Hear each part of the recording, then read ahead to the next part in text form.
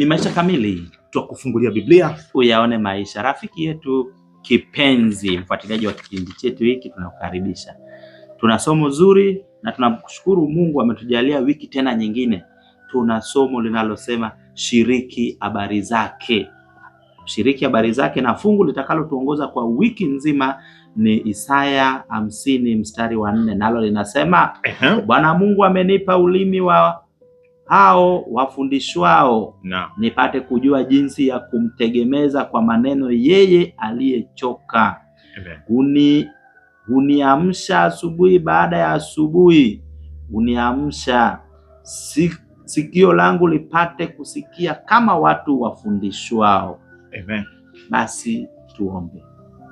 Mungu tuna Baba yetu mtakatifu, jina lako litukuzwe. Tunakushukuru kwa masomo haya na hata siku ya leo umetujalia tena afya njema na uhai ili tujifunze. Kaa katikati yetu tunapoanza hadi mwisho, katika jina la Yesu Kristo. Amina. Amina. Ulishawahi kuwa katika mahusiano ya aina gani na mtoto wa kike? Ndio. Alafu mkasema ngoja tuyafanye siri kwanza? Ndio. Inawezekana kuitunza siri?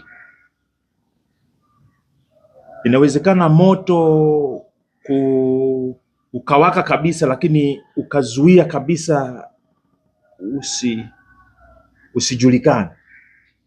Unaweza kwa kiasi fulani. Yaani kama umempata mpenzi, wewe unatamani kuwa na kiherehere. Unajua kwa mtoto wa fulani pale, unamwonaje yule binti? Hata kama useme moja kwa moja, yaani lazima utatamka namna fulani. Kwa sababu ndio mtu ananena ya ujazayo moyo.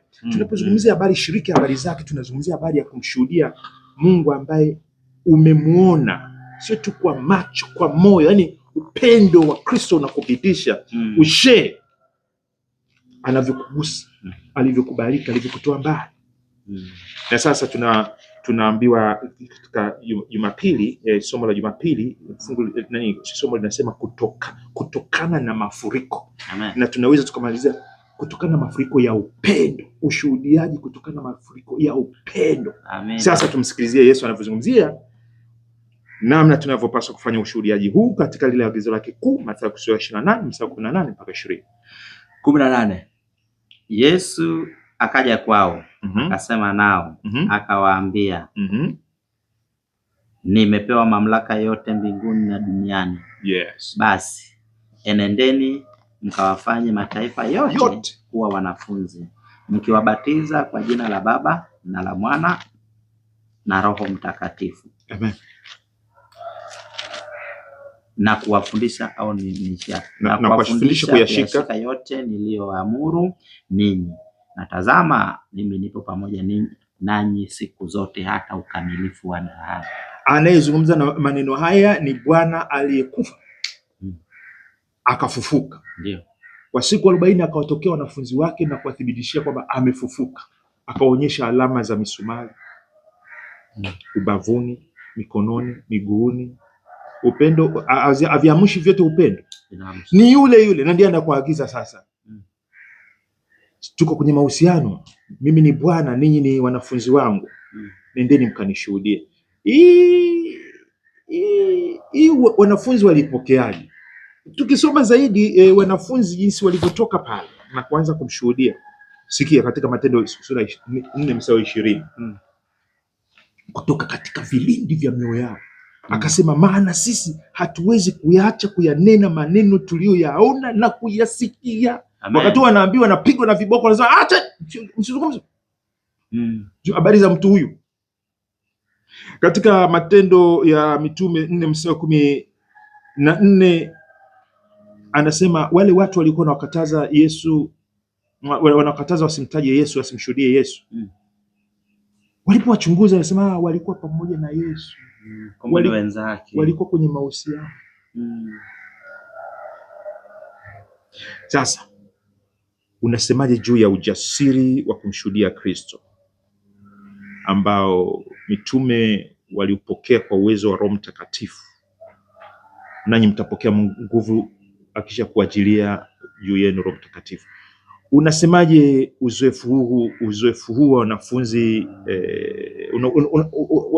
what do you comment? Ukijawa na kama tulivyosema mafuriko mafuriko yakikujaa wanasema kama moto hata kama mtu akisemaje kwa kuwa wewe umejazwa hakuna kinachoweza kukuzuia. Na ndio maana mtu anasema mimi hata mkiniita majina gani, hata mkinifanyia nini, sitaacha, nasonga mbele. Ushasikia mtu anasema hata kama mnasema nisiolewe naye, mimi nitaolewa naye. Kwanza nampenda. Yaani kashamkubali. Mimi huyo ndiye chaguo langu. Kwa hiyo habari zake, shiriki habari zake. Rafiki yangu, una furaha ya kushiriki habari za Kristo Yesu aliyemwaga damu kwa ajili yako, kwamba mataifa yote nao wapige goti kama ulivyopiga goti kwake.